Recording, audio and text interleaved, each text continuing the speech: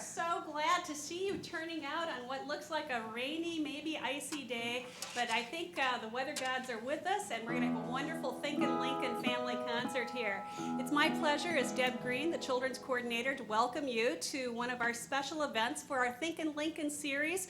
For those of you who aren't familiar, we have a whole series of events and activities and displays planned to celebrate the bicentennial of Abraham Lincoln as our greatest American president. We are very thrilled to have the exhibits, so please today, when you get a chance after the performances, please check out the traveling exhibit, which will be up, I think, through early January. It's right off of the fiction desk area where the normal reading lounge is. We also have presidential dolls on display, which are first ladies wearing their inaugural gowns, so you can take a look at that.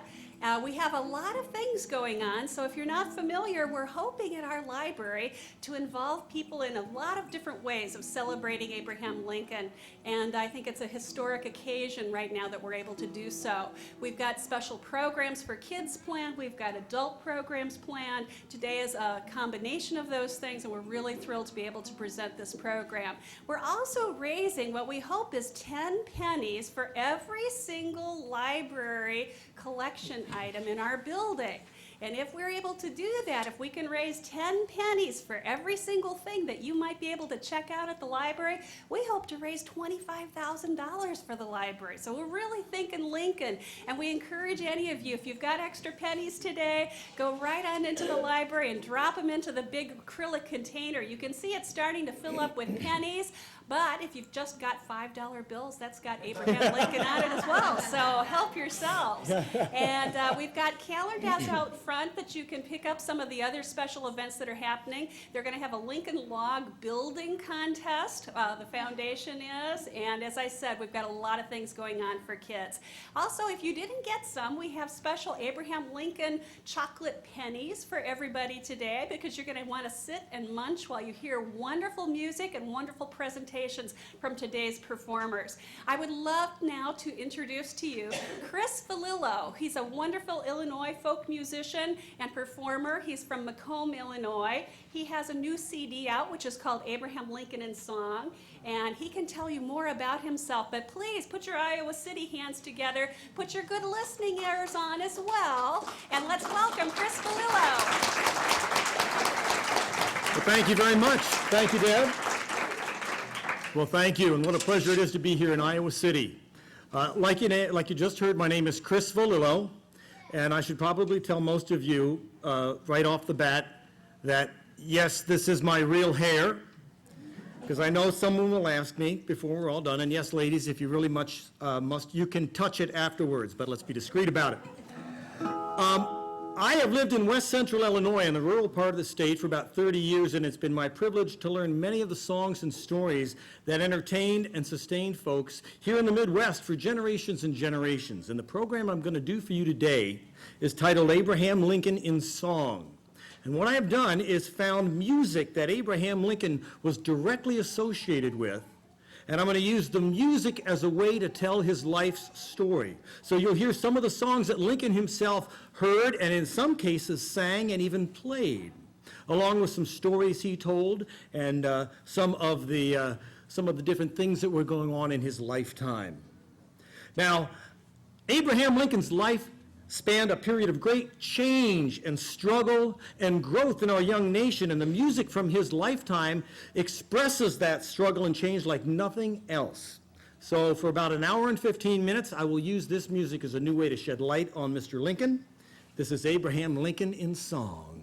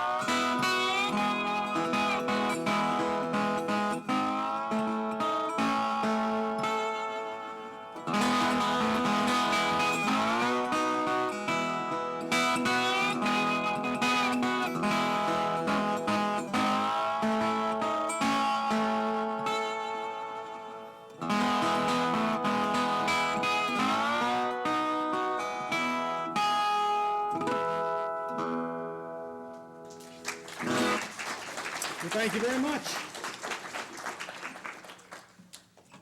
Well, they say that April the 14th, 1865 was a beautiful day in Washington, D.C. Spring was in full bloom, and peace had finally come to the war-torn nation. That afternoon, as Abraham and Mary Lincoln went for their carriage ride in the countryside around Washington, why, they held hands. And Lincoln spoke of their future years together now that the dreadful times were finally past. And you know, friends, I can't help but imagine that as Lincoln enjoyed that beautiful spring afternoon, he also let his mind drift back over that long and difficult journey that brought him to this unique time and place in American history. Now, for Lincoln, that journey began 56 years earlier, on February the 12th, 1809, when he came into this world in a dirt-floored log cabin in the South Fork of Nolan's Creek in Kentucky. Now, Lincoln's then 10-year-old cousin, Dennis Hanks, would later describe the Lincoln family by saying, "Heck, them Lincolns wasn't poor. They was poorer and poor." Now, it was a subsistence life of hunting and trapping and chopping trees and grubbing roots. But when Abraham was just 2 years old, his father, Tom, moved the family 10 miles over to Knob Creek, right on the Louisville-Nashville Turnpike. Now, friends, this was one of the most important highways in all of American history, because here, preachers and peddlers and politicians, why, heck, even scientists, all stopped at the Lincoln doorway. And it was here that a young and inquisitive Abraham first heard stories of the lands beyond. Wild tales of exaggeration. He heard stories of prairie grasses that stood taller than a man on horseback. Oceans of blue irises as far as the eye could see. Rivers teeming with fish, mink, beaver, and otter. Fields of wild strawberries so big and so plentiful, why, you'd stain your horse's legs red if you tried to ride through them. Endless stands of oak and hickory and maple and walnut trees. And soil. Soil so rich and fertile, why, a man didn't even have to plow it up to plant a crop. Oh, no. All you got to do is grab a handful of corn kernels, throw them at the ground, and then jump right back, because the ears would spring forth full grown. Why, they'd knock a man clean over if he wasn't careful. Well, needless to say, such exaggeration and wild tales inspired countless new pioneers to light off for these lands. And about that time, a song was written preserving some of those exaggerations in its lyrics, a song Lincoln would later claim as one of his very favorites. Way down upon the Wabash, such a land was never known. If Adam had crossed over it, why, this land he'd surely own. He'd say, this is the garden he lived in when he was a boy, and he'd straightway pronounce it Eden in the state of Illinois. So move your families westward, bring all your girls and boys, and cross the Shawnee Ferry to the state of Illinois.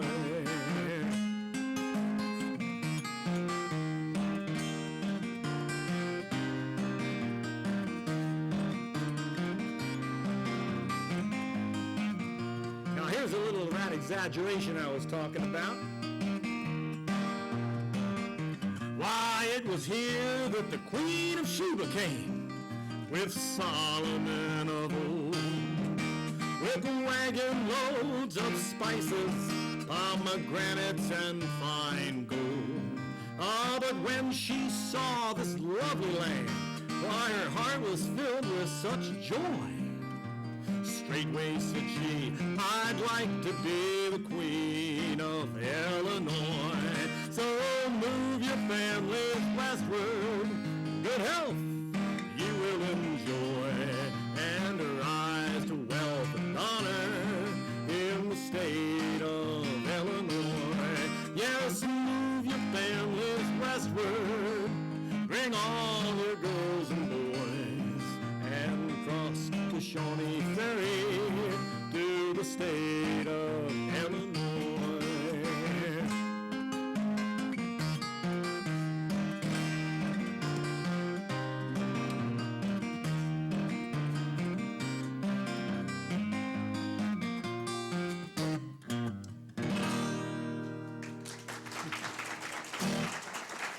Thank you very much. Now, in 1816, Tom Lincoln, like so many before him, gave in to the lure of those new lands, and he rafted the family across the Ohio River to Pigeon Creek, Indiana. Now, here the Lincolns would spend the next 14 years. Now, Indiana was a wilderness, and pioneer life in those days, that was a life of hardship and struggle. But the struggle was eased somewhat by the beautiful singing of Lincoln's mother, Nancy. She had a gorgeous voice. And Lincoln would always say his very first memories were the sound of his mother singing the Lincoln children to sleep at night. Now, she loved those sad old Appalachian mountain ballads. And he would always claim her very favorite song of all was a sad old tune called Barbara Allen.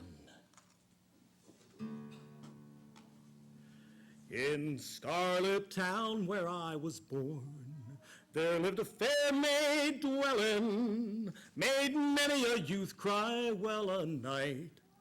Her name was Barbara Allen.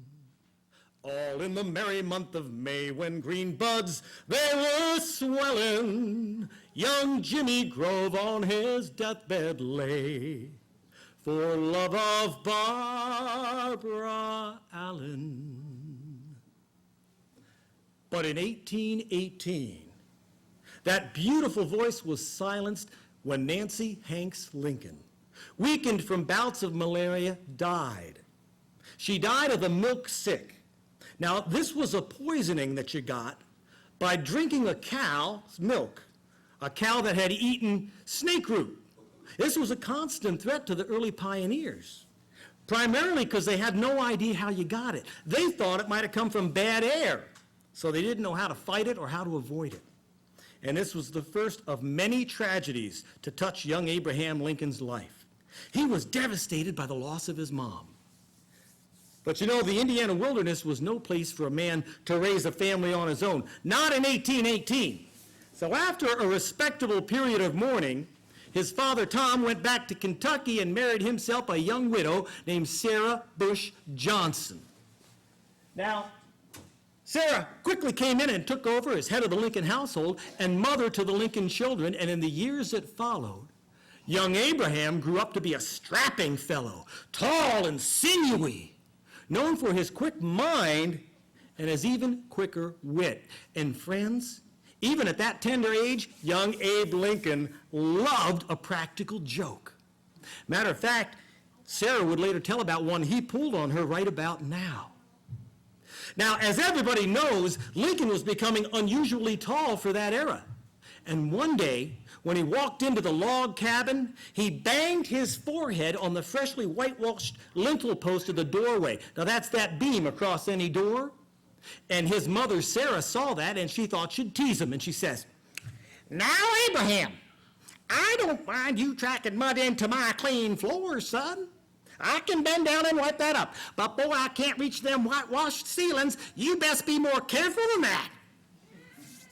Well, now, Abraham laughed at her little joke, but he waited till later that afternoon while she was off visiting the neighbors, and he decided to pull a prank of his own.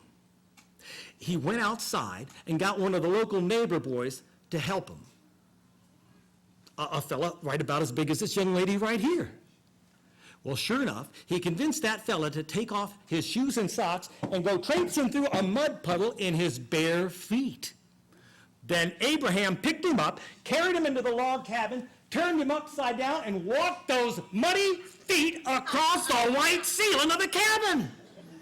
Well, sure enough, later that afternoon, Sarah came walking down the trail, and about this time, young Abraham began to have second thoughts as to the wisdom of his actions. So he hid himself away. I bet some of you kids know what I'm talking about. Yes, indeed.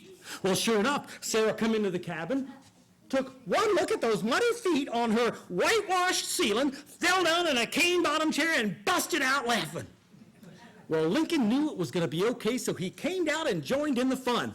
But as soon as the laughter ended, he very quickly went outside to the lime bucket to mix up a new batch of whitewash to whitewash his mom's ceilings again. But the joke turned out to be on Abraham, because the lime bucket was empty. And he had to walk 4 miles to the nearest store just to buy enough whitewash to do those all over again. Now, in 1826, Abraham Lincoln got his very first job away from home working on his own. He was hired to operate the ferry at Anderson Creek, right on the Ohio River. Now, the Ohio River was the biggest, most important transportation route of the era. And this would be the first time Lincoln saw rivermen in flatboats. Now, do any of you kids know what a flatboat is? No? Well, you do? All right, well, I'll tell the rest of you. A flatboat was a very common craft on the Ohio River. This was right about the time they had just invented steamboats, and nobody trusted those contraptions yet. But flatboats were the ones everybody used. Now, a flat was a big, rectangular, box-like kind of a boat. Most often, they just made them out of logs, and they would float them down to New Orleans and sell whatever supplies or whatever raw materials they were going to sell off.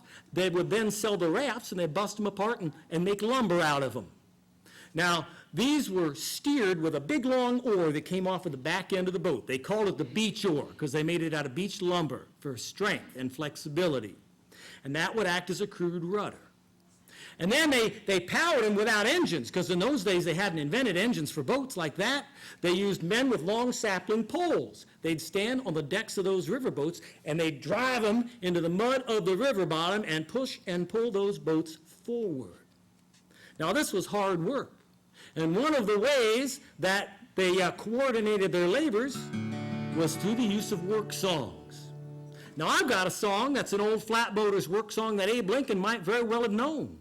I can't say for sure if he ever sang it, but I do know that it comes from the right time, and it speaks about a rowdy river town just downstream from where Lincoln was working, a place called Shawneetown. So I want you all to put yourself in that place with me right now. Forget you're sitting in this beautiful library in Iowa City. I want you to imagine that it's 1826. You're sitting on the banks of the Ohio River on a hot summer day. Just enough breeze drifting over to keep it from being oppressive. And as you happen to glance on upstream, way off in the distance, why, you can see something slowly drifting down your way. And as it gets a little bit closer, why, heck, you can tell it's one of those flatboats, piled high with trade goods of all kinds, headed down to New Orleans. And as it gets a little closer still, you can start to hear the sounds of those poles slapping the water in a slow, almost hypnotic rhythm. Something a little bit like this. All right, now I want you to help me out with that. Just like that. Now I'll bounce up and down every time I need you to clap with me. And you follow my bouncing and clap right along. Now as I get a little closer still, you can start to hear the sounds of somebody scratching on an old fiddle, playing some music. As they get closer yet, you can start to make out the words of the song they're singing. Well, sun pulls up, but we float down, way down the Ohio to Shawneetown, and it's hard on the beach, oh, she moves too slow, way down to Shawneetown on the Ohio. There you go.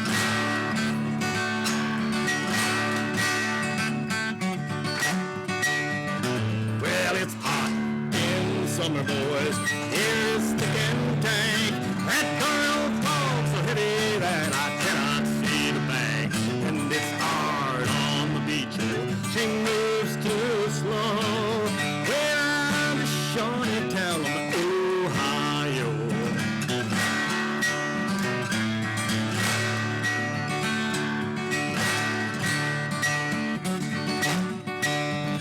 Now the current's got her, boys. We'll take up some slack. We'll put her down to Shawneetown and we'll bushwhack her back.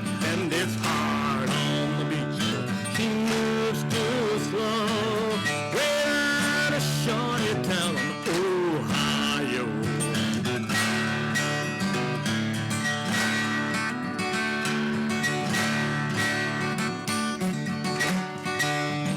Now I got a wife in Louisville and one in New Orleans.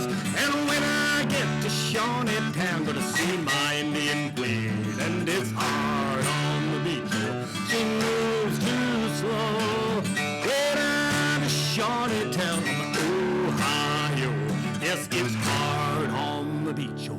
She moves too slow when I'm a Shawnee town on the Ohio.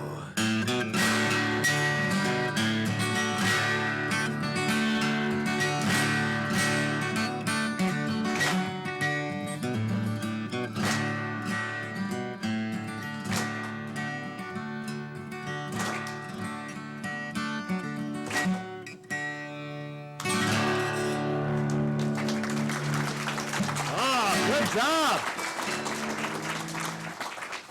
Very nice. That's the hardest part of the whole show, learning how to bounce up and down and sing and play at the same time. Now, 1830, Abraham Lincoln turned 21 years old, or as they used to say in those days, he reached his majority. Now, this meant that Lincoln was no longer legally bound to his family. Up to that point, anytime Lincoln went out and got a job, he had to bring it home and give all the money to his parents, but now he could go out on his own. Well, right about that same time, his father Tom decided to move the family again, this time over to Illinois. Well, Abraham stayed with the family long enough to help them make the move and build their new log cabin near what we now call Lerna, Illinois. And then he decided to light out on his own. He took a flatboat trip of his own down to New Orleans. And in the process of getting the boat down to the Mississippi River, he got it stuck on a mill dam on the Sangamon. Now, it took him a couple of days to figure out how to get that boat off. And he finally did it by drilling a hole in the front of the boat to let the water out, and then floating it over that mill dam, and then plugging that hole back up. In the process of doing this, he met some of the folks that lived in a little village on the bluffs above the river, a place called New Salem. Abraham Lincoln would return to New Salem and spend the next 6 years of his life there.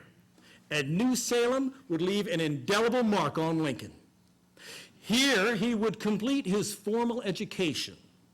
He would twice fail as a businessman, and he would seek and receive his very first politically elected office. Now, in the years he spent at New Salem, Lincoln's reputation spread all around central Illinois. Lincoln became known as a man you could trust. He was a guy you wanted on your side in case of a fight. But most important in a pioneer community, Lincoln became renowned as a great storyteller. As a matter of fact, historians would later claim the reason his businesses failed so often was that folks were too busy listening to him tell stories to buy anything in the stores he was trying to run. Now, in one of his stories, he talked about an old fisherman from right there in New Salem that had such a reputation for stretching the truth that finally, in his own defense, the fisherman went out and bought himself a set of scales. And he insisted on weighing each and every fish he caught in front of witnesses. Well, now, one day, a baby was born in the log cabin next door, and the doctor came over to borrow the fisherman's scales. The baby weighed 47 pounds. But it would be one of Lincoln's early dealings as a merchant that would set the course of his life. Now, as an act of kindness, he bought a barrel of mixed goods from a westbound pioneer family, way too overburdened to carry it any further. And as he unloaded the barrel, down at the very bottom, he found a full set of books, Blackstone's Commentaries. Now, I bet all you kids know that Lincoln loved to read. And he had a thirst for knowledge, because he figured out real early he wanted to work with his brain, not his back. So he set to reading those books, and those books happened to be the cornerstone for any lawyer's education. And over the next 2 years, Abraham Lincoln taught himself the law. So in 1837, at the insistence of several of his friends, he moved to Springfield, Illinois, and set up shop as a lawyer. Well, now, friends, if you wanted to make a living in the 1830s as a lawyer, you had to travel. So he very quickly joined the 8th Judicial Circuit and traveled all around central Illinois in search of work. Now, friends, the 8th Judicial Circuit covered 400 miles, and it took 12 weeks to complete, all done on horseback, in any kind of weather you can imagine. Cold, wet, miserable days like today, hot, steamy summer days, freezing, snowy, cold winter days. Well, now, there was a group of about 25 lawyers all traveling together with a judge, and they'd go from town to town to town in search of whatever legal work there was to do. Now, the places they stayed were cold, cheerless, uncomfortable roadhouses and taverns, but the lawyers, they were a gregarious lot. They loved jokes and pranks and music. Matter of fact, one of Lincoln's best friends was a banjo player named Ward Hill Layman. And he taught the lawyers a song that quickly became one of their very favorites, a very simple pioneer melody called Who'sin' Johnny. Now, this was a really simple song. There was a lead singer's part that's kind of like what we call a verse today, only in this song it was just one single line with some repetition. And then there was a rousing chorus where all the lawyers would join in together and they would sing and they'd go, long time ago. The lead singer would repeat whatever the line was for that particular verse, and then they would finish up with another long time ago.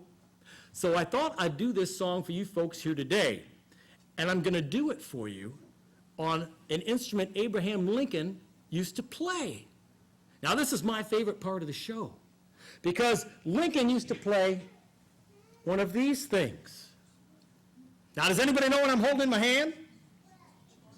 Yes, ma'am? Jew's harp, you bet. That's one of many, many names this instrument goes by.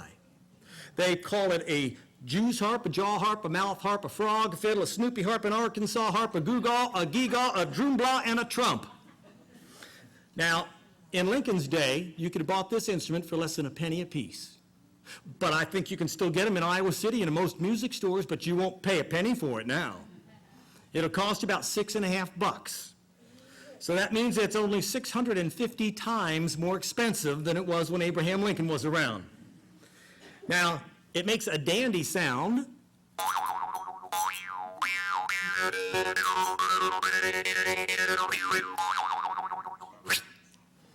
me try this other one here and see if that's a little louder. That's a little bit better. We'll use this one. Now, I'm self-taught on all the instruments I play, and when it came to this particular instrument, I learned the hard way. And if you've ever played one, you will know what I mean when I say, if you don't play the jaw harp exactly right, it will hurt you bad. And if you don't believe me, you can count the chips on my front teeth. Matter of fact, the first time I ever played this was at Abraham Lincoln's house in Springfield, Illinois, and I wasn't very good at it yet, and I pulled that spring back that makes the music, and it hit my tooth, and a big chip flew off of the front of my tooth. And I gave it another name that day. I call it the Tennessee Tooth Trasher. Anyway, I thought it would be fun to do this song that Abraham Lincoln used to sing on an instrument we know he used to play. Now, of course, by this point in the show, friends, it ought to be painfully obvious to you that I'm the lead singer. And I can see many of you have figured out where I'm going with this. Oh, my fellow circuit riding lawyers. So I'm going to sing the part that the lead singer would sing, and I'm going to invite all of you folks to sing the part that Abraham Lincoln and the other lawyers would sing, that long time ago part. All right? Now I want to check the tuning. That sounds a little flat. Ah.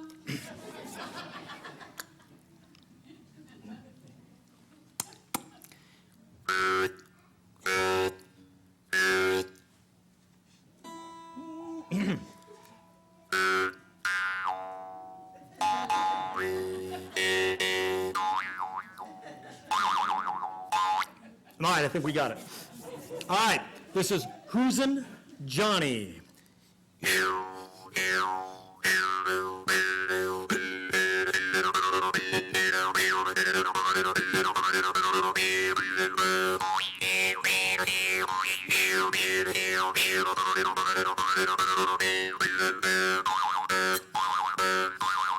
Now Now the little black bull come down the meadow. Who's in Johnny? Who's in Johnny? That little black bull come down the meadow a long time ago. Come on now. Long time ago, long time ago. That little black bull come down the meadow a long time ago. Now first he stomp and then he beller. Who's in Johnny? Who's in Johnny? First he stomp and then he beller. A long time ago. Help me out. Long time ago. Long time ago. First he stomp and then he beller. A long time ago.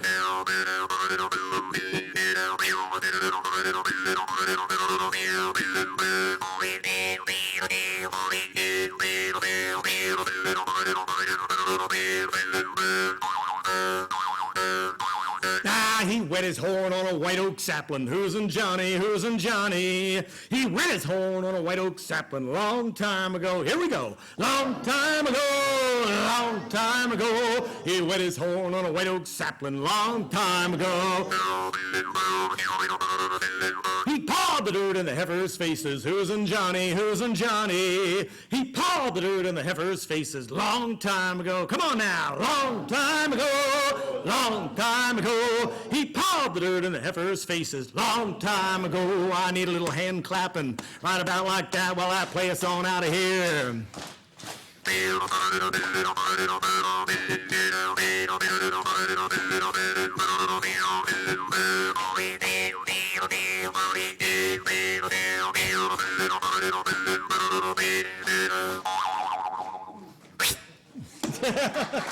The Tennessee Tooth Crasher. Thank you. I do like that instrument.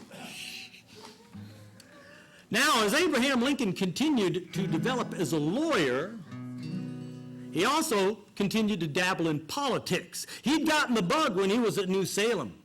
But unfortunately for Lincoln, his political career didn't go very well. He lost almost every single election he ran for. Now, of course, in Abraham Lincoln's day, the politics of the day was slavery. And while he always tried to walk a middle-of-the-road position of compromise, politically, his personal feelings on the subject were quite clear. Lincoln was once heard to state, "Whenever I hear someone arguing for slavery, I feel a strong impulse to see it tried on him personally." Now, the music of Lincoln's day reflected this ongoing debate. And one song in particular crystallized the abolitionist point of view. Now, do any of you kids know what the word abolitionist means? Yes, ma'am. That's exactly right. Abolitionists wanted to abolish slavery. They wanted to get rid of slavery. Well, and that was what Lincoln wanted too. Now, this song is a song called Darlin' Nellie Gray, and it was based on a true story. Now, it was written in 1856 by a man named Benjamin Russell Hanby, and he wrote it about a story of a man named Joseph Shelby, who was a slave that escaped and traveled north on the Underground Railroad with hopes of not only getting his own freedom, but ultimately winning the freedom of the wife he left in slavery down south. Now, he got as far as Ohio, where illness overcame him, and he died in the home of Hanby's father. Now, Hanby's father was in the Underground Railroad. And Hanby heard about this, and he wrote a song that combined the evils of slavery with the lamentations of unrequited love. And in that sentimental era, he had a hit on his hands. Now, he'd sent the music off to a publishing house in Boston, which was how they did things in those days. And when the melody swept the nation, Hanby wrote requesting his royalties. And he got a letter back from the publisher. And the letter said that Hanby had all the fame, and the publisher had all the money, and that this balanced the account. Now, in 1986, I was collecting music for the Library of Congress in Illinois, right along the Illinois River Valley. And 130 years after they first published this song, folks were still singing it. This is Darlin' Nellie Gray.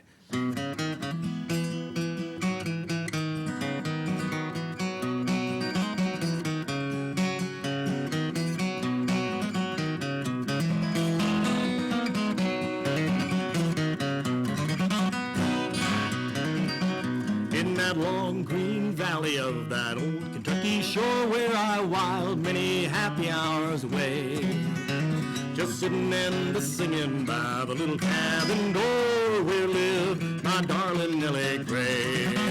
Oh, my darling Nellie Gray, they have taken you away. I'll never see my darling anymore. They've taken you to Georgia for to work your life away. Now you're gone from that old Kentucky shore.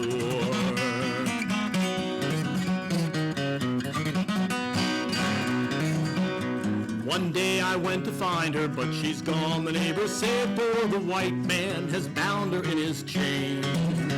They've taken her to Georgia for to work her life away as she toils in the cotton and the cane.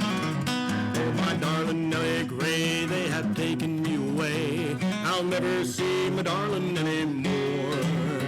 They've taken you to Georgia for to work your life away. Now you're gone from that old Kentucky shore. Here we go.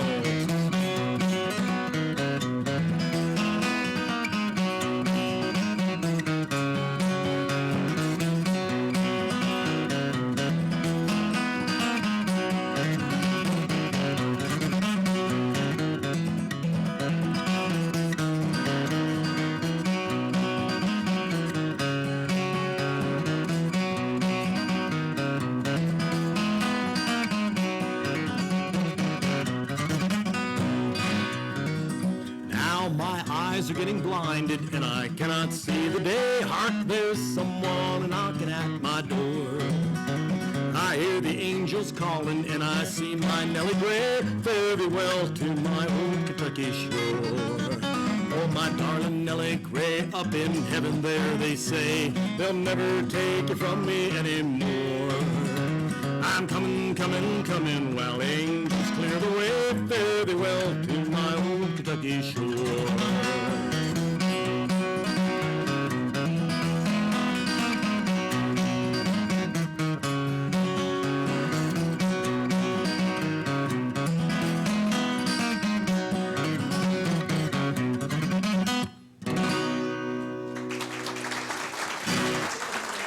Thank you very much.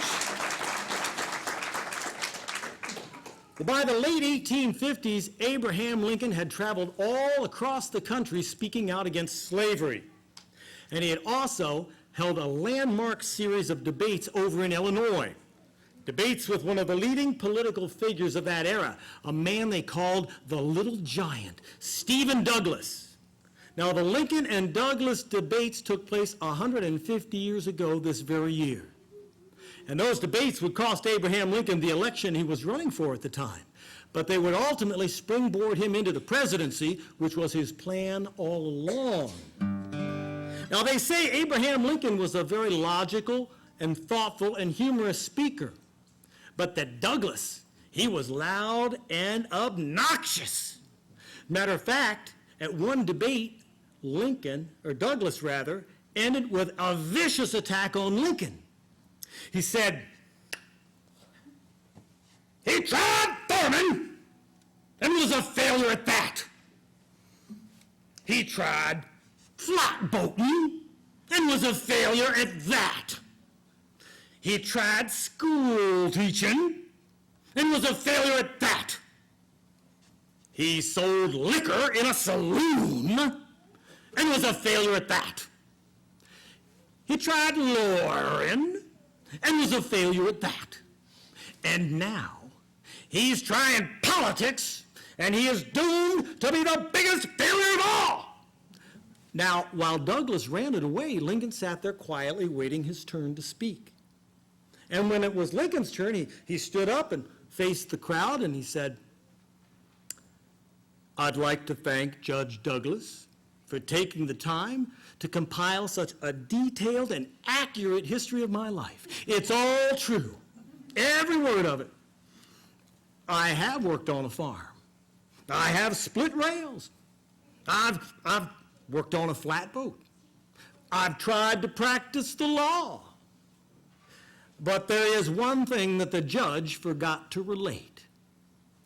Now, he mentioned I sold liquor over a counter. But what the judge forgot to tell you was that while I was always on one side of the counter, the judge was always on the other. Well, by 1860, Abraham Lincoln was universally recognized to be the Western voice of a brand new political party, the Republicans. And by spring of that year, members of the radical branch, the Wide Awakes, were seen marching through the streets of the cities of our nation in torch-lit processions, wearing brightly painted oilcloth capes, singing a brand new song written to the melody of the old Negro spiritual, "The old gray mare come a-tearing out the wilderness." Well, right about this time, Lincoln came home to Springfield after one of his political journeys, and he was greeted by the sight of his two boys, Tad and Willie. They were marching around the yard with little flags in their hand in a mock parade, and they were singing that very song to their daddy. Old Abe Lincoln came out of the wilderness, out of the wilderness, out of the wilderness. Old Abe Lincoln came out of the wilderness down in Illinois. And you know, friends, I have to believe that must have been one of his proudest moments. But later that summer, a brand new song was written that would become Abraham Lincoln's political theme song. Matter of fact, he would later claim it helped him win the presidency. Now, the song was written by Jesse Hutchison from a group called the Hutchison Family Singers. Now, they were ardent abolitionists. They wanted to do away with slavery. And they took their message in concert all across the concert halls of this country and Europe, and they also performed at many of Abraham Lincoln's political rallies. Now, Lincoln used to say that folks came to hear the Hutchisons, but they stuck around to see what the tall, lanky fella had to say as well. Now, they used a very common technique. They took a melody from a song everybody knew, an old Irish folk song called "Rosin the Bow," and they put new words to it. And folks still do this today. And they came up with a brand new song called "Lincoln and Liberty."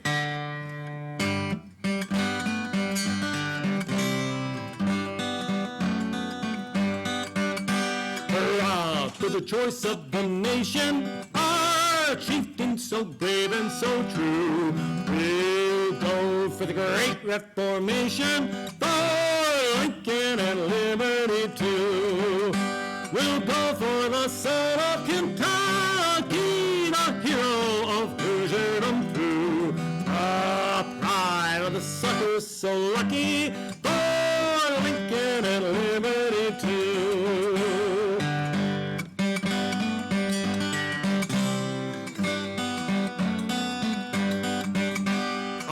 David Sling is unerring, the slavocrat's giant he slew. And shout for the freedom preferring, for Lincoln and liberty too.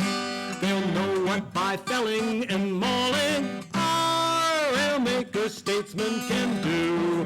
For the people are everywhere calling, for Lincoln and liberty too. Then up with the banner so glorious, the star-spangled red, white, and blue. We'll fight till the cause is victorious, for Lincoln and liberty too.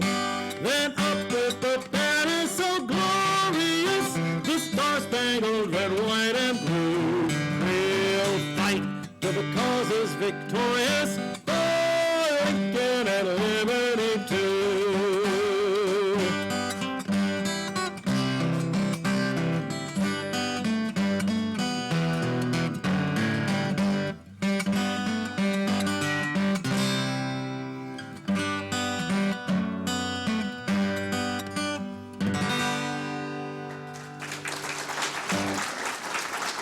Well, thank you very much. Thank you very much. Now, when Abraham Lincoln got elected, well, soon, almost immediately after that, came secession, and immediately following secession, it was war. And to everybody's surprise up north, this was not a war that went well for the Union. They suffered a staggering series of defeats, while by 1862, the whole country desperately needed a morale boost. Now, the Lincolns had recently lost Willie, and a deep gloom had settled in over the White House.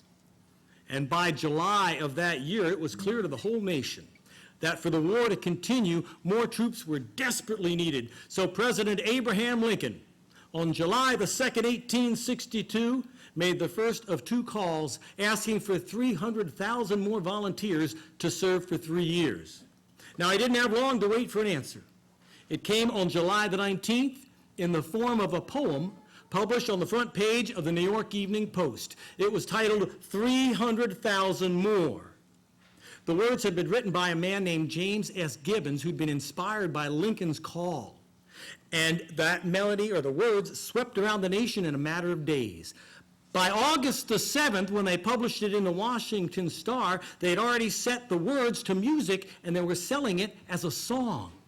Eventually, this song would sell 2 million copies. And friends, in an age when selling 3,000 copies of a song was considered a success, this had never happened before. This song would not only inspire a renewed zeal for the fight, but would begin to illustrate the special bond that Abraham Lincoln was building between the Northern people and himself. I'll just do a little piece of this for you so you can hear it. But this is, "We Are Coming, Father Abram."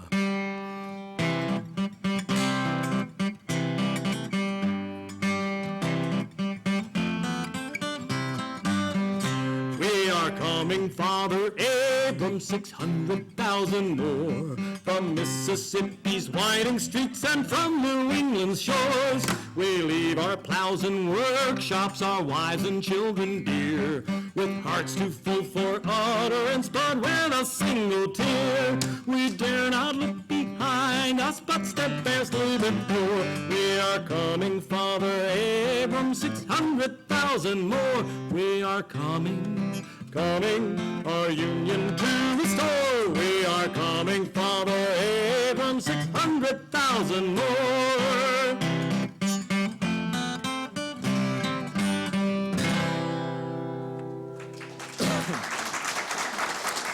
Well, thank you very much. Well, now, friends, Abraham Lincoln, he loved music. And more than any president before him, he brought music into the White House and made it a part of every social gathering. State affairs had music. He put on concerts on the White House lawn and in the Oval Office for folks to come and hear music. And he also used music as a way to kind of pull himself out of those black moods of depression that he fought all the years that he was a president. Now, maybe nothing in the way of evidence is needed more to show how strong the power of music is than the words of a Confederate officer spoken soon after the war ended to his Union captors. He heard them singing their Union songs in the prison there, and he hollered out from his cell. He said, "Gentlemen, if we'd had your songs, we'd have licked you out of your boots." But you know, the South had songs of her own. And one song in particular was the most popular and most powerful of them all, a song called Dixie. Now, have you kids ever heard of Dixie? No? Some of you have. All right, well, I'll tell you about this song. This was a song that became the Southern call to arms, but ironically enough, it was not a Southern song. It was a Northern song. It was written in 1859 by a man named Daniel Emmett, who was a Northerner. And it was written as a minstrel song, a funny song. And it was written in all places in New York City.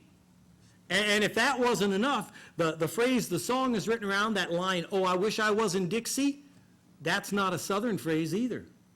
That phrase came from the circus people of the North. Because you see, as they traveled around the northern cities late into the fall, and it got colder and colder, and, you know, they slept in tents on the ground. Well, they would start to think about the warmer southern climates where the circuses always went for the winter months. So by late October or early November, the phrase on every circus man's lips was, "Oh, I wish I was in Dixie." Now, the song became incredibly popular down south when it was introduced in a place called the Varieties Theater in New Orleans as a march and drill routine featuring 40 female dancers. Abraham Lincoln, he loved this song so much, he had it performed at his presidential inauguration. A few weeks later, So did Jefferson Davis. Now, when war broke out, it quickly became the Southern call to arms, and its original humorous verses were completely forgotten. But I want to do it for you here today, and I want to do it for you in its original style, not a quiet, almost reverent dedication to the South, but as kind of a raucous, humorous song, and I'm going to sing some of the verses you've never heard before that really go to this song. Now, Dixie is one of the best-known songs of all times, and it's a great song to join in and sing along with. So I want to ask you to help me out on this song. There's a part in each of the verses where you'll have a turnaround, and you'll sing, look away, Dixieland. And then it's got one of the best choruses ever written. Oh, I wish I was in Dixie, away, in Dixieland I'll take my stand, to live and die in Dixie, away, down south in Dixie.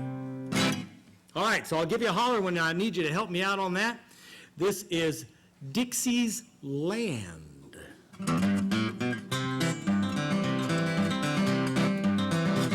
I wish I was in the land of cotton, old times there when I'd forgotten. Look away, Dixieland. That would have been your part right there. All right, now you know where we're going though, okay?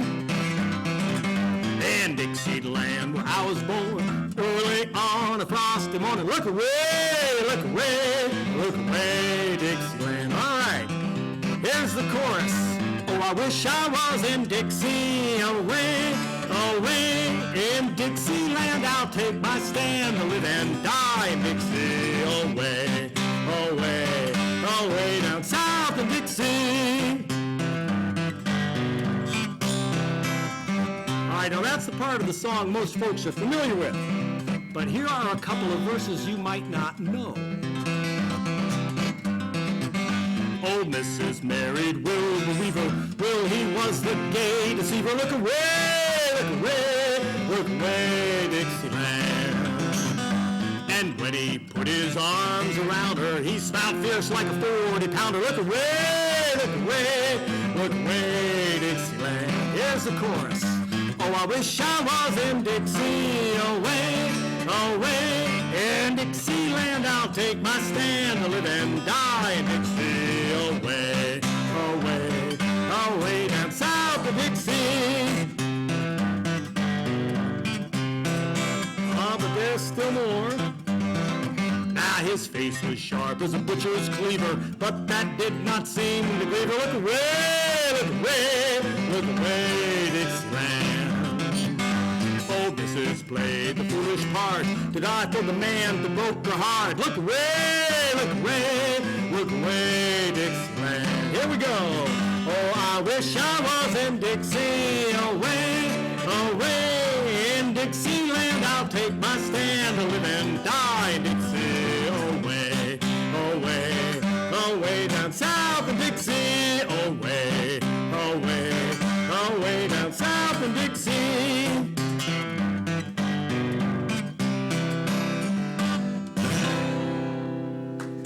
Good job. Thank you very much.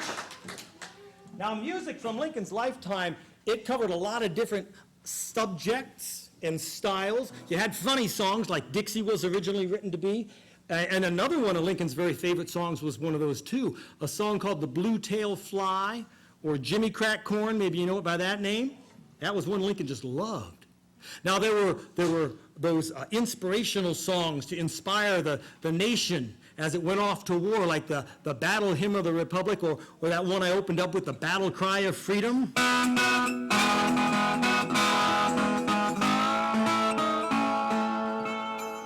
And of course, in those days, they had those beautiful romantic ballads, songs like Aurelie, or one of my all-time favorites, Lorena.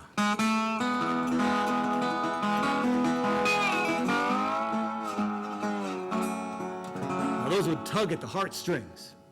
But you know, as that war dragged on and on, there was a song from another of Abraham Lincoln's very favorite songwriters, a man named Stephen Foster, that reflected the mood of an exhausted nation.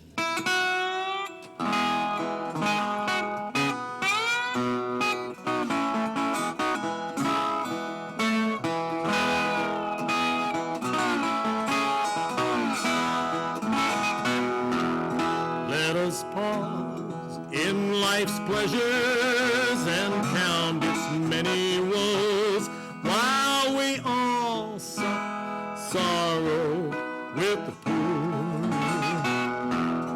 There's a song that will linger forever in our ears. Oh, hard times come again no more. Here's a song, the sigh of the weary. Hard times come again no more. Many days you have lingered around my cabin door. Oh, hard times come again no more.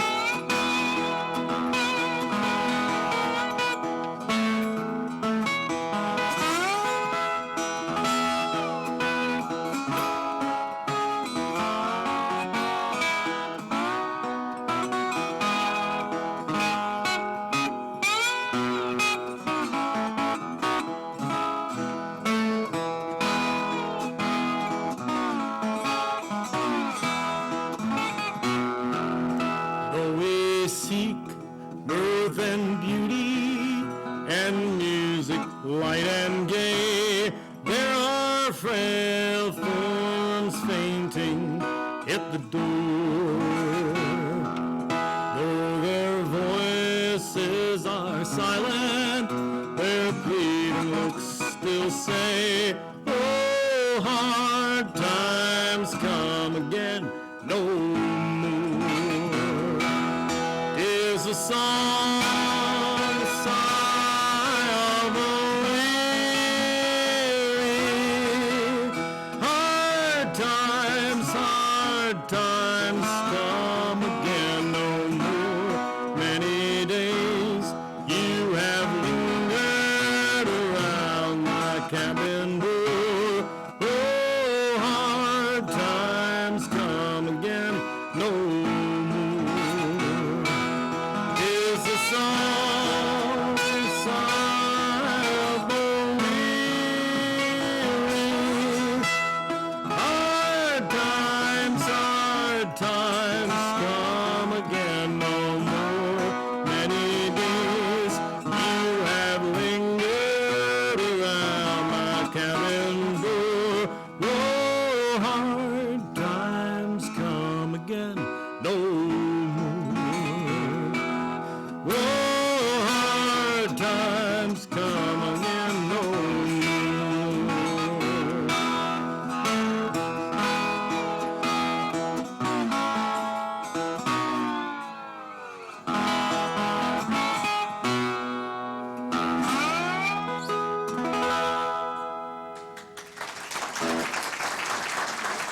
Well, thank you very much. Thank you very much. Well, Good Friday of 1865 was indeed a glorious day in Washington, D.C. The sun shone in a brilliant blue sky, and as Abraham and Mary Lincoln went for their carriage ride in the country around Washington, why, the guard would later say they were cheerful, and Lincoln seemed at peace for the first time in years. He held Mary's hand, and they talked about their life in Springfield, what they would do once the presidency was over. They also talked about their plans for that evening. Mary mentioned that they were supposed to go see a new play, Our American Cousin, that was going to take place at the Ford's Theater. Lincoln told her he didn't really want to go. He just wanted to stay at home and be with the family. But it had been announced in the newspapers that the president would make an appearance, so he felt obligated and, well, he decided to make it. Friends, that decision would cost Abraham Lincoln his life. In the early morning hours of April the 15th, 1865, President Abraham Lincoln, mortally wounded by the hand of the assassin John Wilkes Booth, passed on to become one with the ages.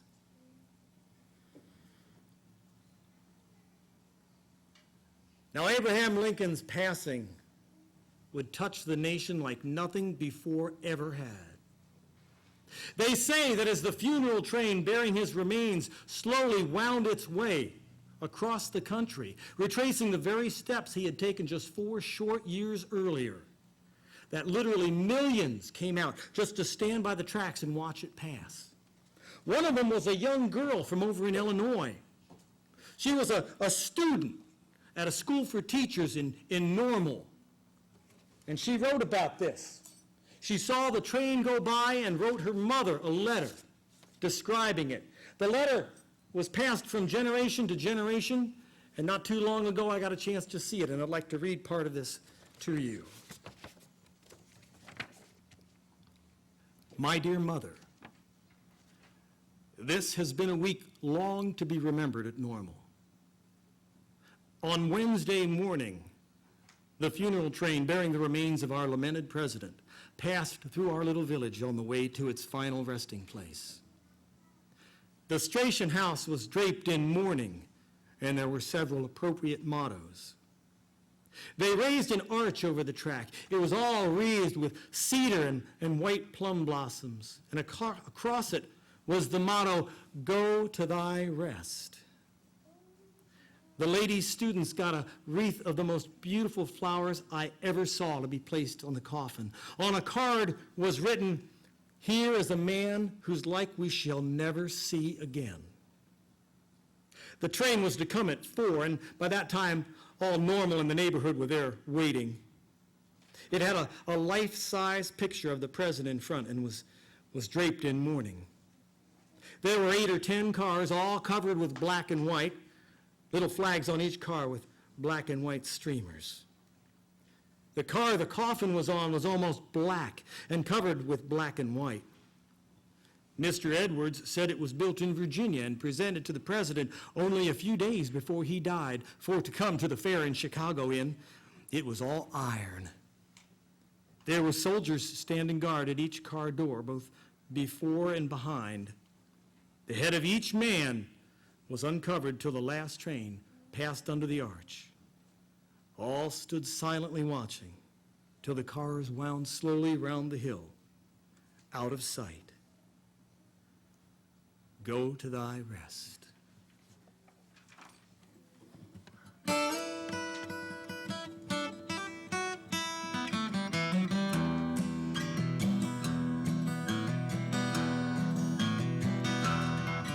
On the 21st of April, 1865, 331 left Washington for Lincoln's last train ride. Cannons boomed, bonfires burned, the evergreen war crave. 331 in the morning sun did her sad journey make. Coming boys rolling down the main, draped in black, she won't be back, it's Lincoln's funeral train. With a portrait of the martyred man shot down by a traitor, I pulled the bell and bid farewell to the great emancipator. Now toll the bell and bid farewell to the great emancipator.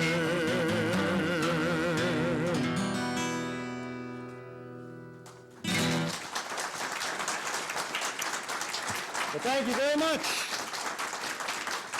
Thank you very much. Now, these days we look back at Abraham Lincoln through the lens of history. And if I was to ask anybody here why they would say Abraham Lincoln, he was one of our greatest presidents, a man who single-handedly led the nation through the most terrible time of all, the Civil War, and in the process managed to free the nation from the scourge of slavery that had bound it for that 77 years that Lincoln spoke of. But you know, he was more than just a masterful politician. Abraham Lincoln was a remarkable man. He had dignity, he had decency, and he has a sense of morality that set him apart from other politicians of his day. And you know, there is one example I believe sums up Abraham Lincoln perfectly. It happened on the day the war ended. Lincoln broke the news of Lee's surrender with a simple gesture, a gesture not of retribution against the South, but of reconciliation with our brothers. Now that gesture was preserved in the form of a song written by folk songwriter Bob Gibson, and it seems like a perfect way to end our musical journey through his life.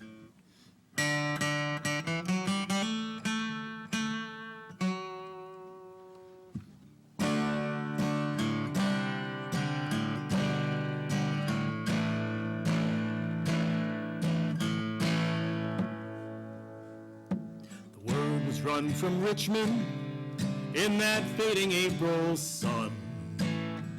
Lee had handed Grant his sword and the war was finally won.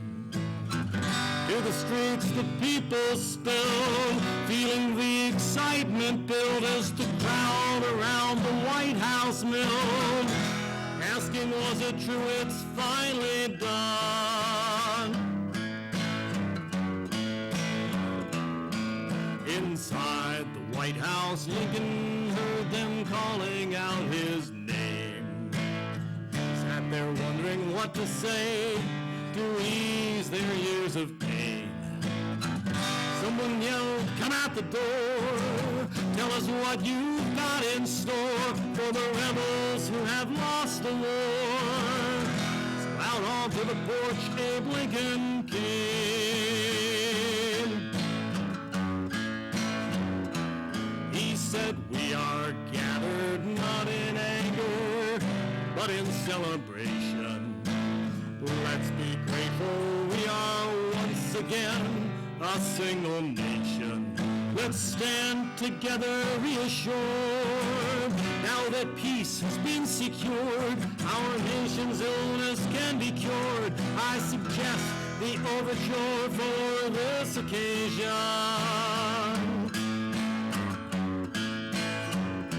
He said, "Let the band play Dixie, play that tune that holds its head up high and proud, and let our nation once divided, bloodied but unbound, take the swords of war and beat them back into a plow." On the day that Lee surrendered, Mr. Lincoln told the crowd, "Let the band play Dixie.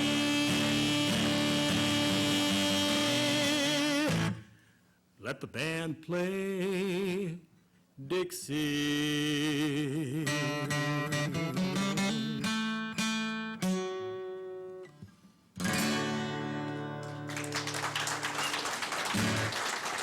Thank you very much.